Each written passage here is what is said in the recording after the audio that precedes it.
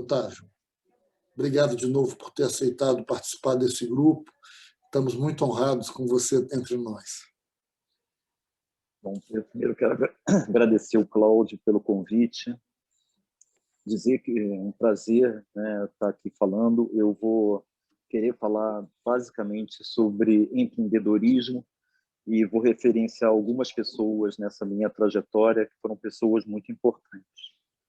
Mas eu gostaria de primeiro começando falando para os mais jovens e dizer para eles que há 20 anos atrás a gente não poderia pronunciar essa palavra empreendedorismo dentro da Fiocruz.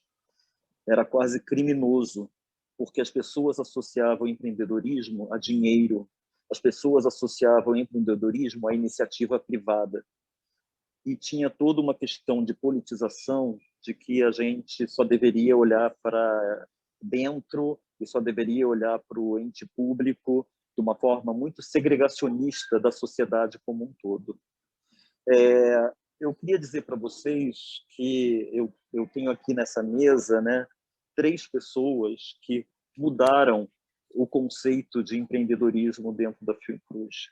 Uma delas é o Cláudio, outra é o Pedro Barbosa e outra é a Miriam Tendler. Essas pessoas, elas transformaram o empreendedorismo, ao invés de ser uma coisa criminosa e ligada à questão unicamente de dinheiro, a uma questão cultural, a uma questão de desenvolvimento institucional, a uma característica pessoal que todo pesquisador pode ter quando fala do seu projeto e transforma esse seu projeto, né, cada um dos seus projetos, em pequenas startups mentais, e essas pequenas startups mentais de cada um dos seus projetos acabam se transformando num grande incubador de ideias, que é o cérebro desses pesquisadores.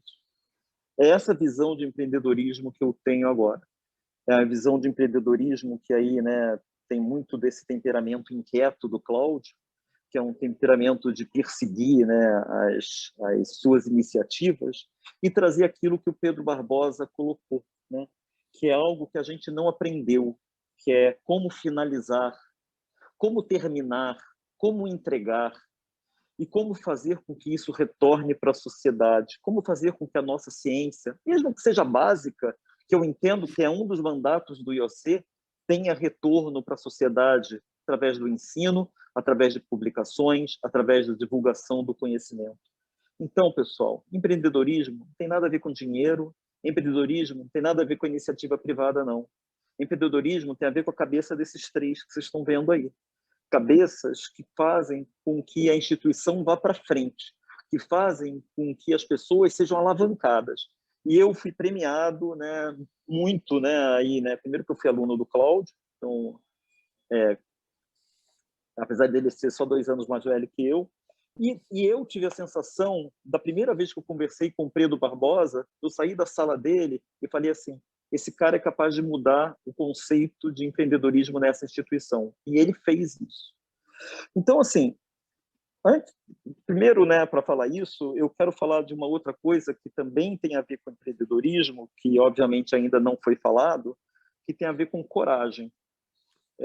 Porque depois da Miriam Tendler, depois do Pedro Barbosa, né, depois do Rubens, que é um jovem pesquisador, e eu já vou falar do Rubens já, eu me sinto muito pequeno, né, frente à cabeça desses 2 e tudo que eles pontuaram aí. Mas a coragem tem algo a ver também com você dar um passo adiante, mesmo sem saber qual futuro que você vai ter. Mas quando você dá esse passo, você cria para você só 2 opções. Ou vai dar certo, ou vai dar certo. Você não cria na sua cabeça de empreendedor outra possibilidade de que aquilo vai dar errado. E aquilo lá te mobiliza psicologicamente para você ir em frente e fazer com que as coisas funcionem. E você acaba se esforçando. Desculpa se tem barulho demais, mas aí também dentro de uma dessas iniciativas empreendedoras, atualmente eu sou consultor da OPAS na área de Covid, eu estou em Araraquara, tá, gente? Então por isso que vocês estão ouvindo esse barulho de fundo. E aí, voltando, né, para essa questão da coragem, eu quero remeter a um período em que eu vivi dentro da Fiocruz, em que eu não estava feliz.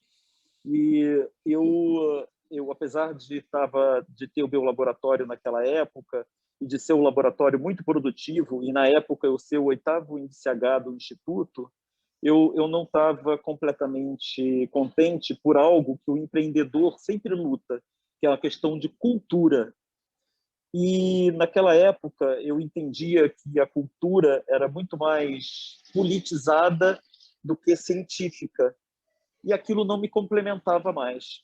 E aí surgiu uma oportunidade, e frente a essa oportunidade eu resolvi sair da Fiocruz, e apesar de ser concursado, eu me demiti. Me demiti por um compromisso ético com a fundação, e me demiti para aprender mais como é que a gente poderia, então, trilhar aí, né, um processo dentro de uma empresa privada. E, por fim, aí, quando eu achei que meu ciclo na empresa privada tinha terminado, depois de 9 anos como vice-presidente da DASA, eu já não era mais professor da UERJ, eu já não era mais pesquisador da Fiocruz, eu não era mais vice-presidente da DASA, não era nada, e era velho. Então eu tinha que fazer alguma coisa e resolvi empreender, criando aí um laboratório que dê acesso a exames de qualidade com preços acessíveis. Mas não somente isso, né? Eu percebi que tinha outras oportunidades de mostrar essa veia empreendedora e o que eu tinha, né, absorvido. E uma delas foi isso com que o Rubens falou, né? Primeiro, tendo contato com vários projetos, como o OmniLamp, que é o projeto dele, em que aí sim traz algumas dessas características que o Pedro Barbosa colocou como fundamentais aí para o empreendedorismo, que eu acabei de citar, como capacidade de terminar, como capacidade de entrega, como capacidade de transformar um bem maior para a sociedade e para o SUS, né? Mas não somente isso, né? Aí a capacidade de saber gerir recursos, e essa mudança da cabeça dos pesquisadores, que veio aí também através do programa do Inova Labs, que fez aí com que as pessoas pudessem entender que cada um dos seus projetos pode ser uma pequena startup. E eu fico muito feliz de hoje estar vendo aí, né, essas palavras como spin-off, startup e empreendedorismo, elas serem defendidas aí pelo nosso futuro diretor, pelo Cláudio, como sendo palavras não criminosas, como sendo palavras institucionais, que levam ao desenvolvimento institucional, com pessoas aí da capacidade do Marcelo Pelágio, que eu tenho tido contato aí, né, com todas as características de gestão dele, com o apoio que a gente tem dado às coleções. E aí a questão de ter trazido essa perspectiva do empreendedorismo para as plataformas tecnológicas, com o Win e com a Cássia, quando a gente conseguiu fazer com que as plataformas realmente conseguissem prestar serviços para o Brasil como um todo, dado aí a grande perspectiva de parques tecnológicos que a Fiocruz possui, invejável, impressionante, que não existe no mundo tal diversidade e tal distribuição geográfica de parques tecnológicos, em que os pesquisadores podem mergulhar de cabeça lá dentro, só se preocupando com a criatividade, de novo, com o seu senso de empreendedorismo nos seus próprios projetos, e deixando com que a atividade meio seja desenvolvida aí pelas plataformas. Uma visão nova de fazer ciência, uma visão mais moderna de fazer ciência, que eu acho que é essa visão que as pessoas que estão aqui nessa mesa trazem para a gente. E eu, numa humilde posição de ex-estudo, eu fico emocionado e feliz de ter sido reconhecido para falar junto com vocês. Obrigado, Cláudio. Obrigado, Otávio.